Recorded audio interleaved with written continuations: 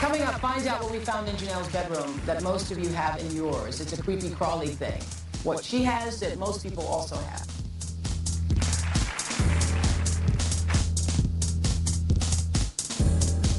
After testing your bed, the lab found that you are living with millions of dust mites. Millions of the little critters. This is a picture of a dust mite like the one found in Janelle's mattress, which is only 4 years old.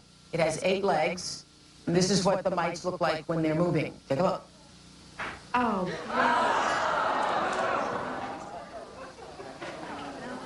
Yeah. Oh, gross. There you go.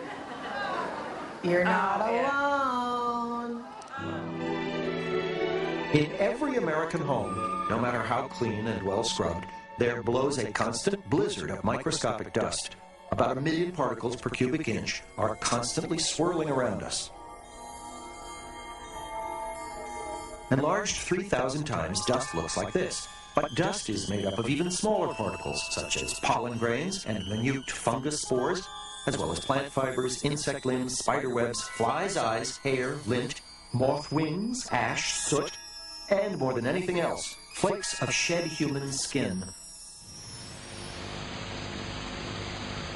A new piece of equipment, called an environmental scanning electron microscope, makes it possible to film for the first time house dust mites actually moving around in their microscopic landscape.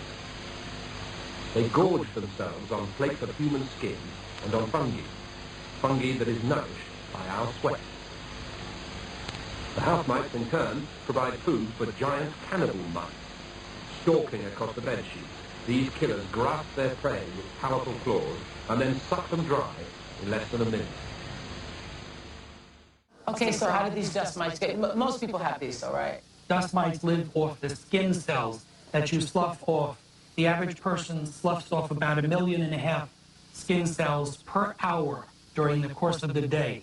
When you go on, lay on your pillow or in between your sheets and move around, you're sloughing off cells that can feed these dust mites. And that can subject you to allergic reactions, dermatitis, and a wheezing in your lungs. You can get respiratory problems. Asthma. I'm surprised you don't have. I do. You do? Yeah, I have a lot of breathing problems. Oh, you It's do? because of all those little critters you're breathing Well, I in there. didn't know that they were in there. Yeah. Wow. Yeah. Okay, how do you get rid of dust mites? The main way to get rid of them is to vacuum your mattress, your carpeting, your drapery, anything that might accumulate cells.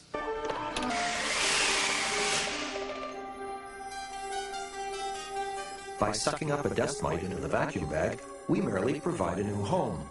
A dust mite's lifespan is from 40 to 60 days, and in the darkness of the dust bag, which is stocked with ample food, mites can go on living and breeding for hundreds of generations. Say hello to the dust mite. It's so small that you can't see it without a microscope. It's lucky the mites are so tiny, since we spend 1/3 of our lives in bed. That means we spend 1/3 of our lives next to 2 million dust mites that can live in our mattresses. These 8-legged scavengers are number 6 in the countdown because every night they feast on our bodies. Dust mites eat our skin, and each day we produce an incredible number of skin cells for them to eat.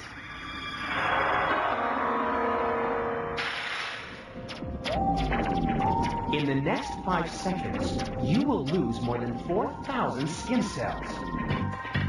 It's perfectly natural. It's part of your body's defense system for you to shed more than 1 million dead skin cells every hour. But it means that in just one day, the amount of skin shed by the world's human population would fill a 4-story house. 80% of the dust you see floating in a sunbeam is actually flakes of dead skin. And this is food for the dust mites that live in your bed. Just like any animal, what goes in must come out. And what comes out of a dust mite is a pellet of digested skin. Each day, about 20 of these tiny pellets join the piles of dust mite carcasses and cast off skins that accumulate in your bed. So So tonight, when you go to bed, take another look at your pillow. If it's more than a couple of years old, about 10% of its weight will be from dust mites and their droppings.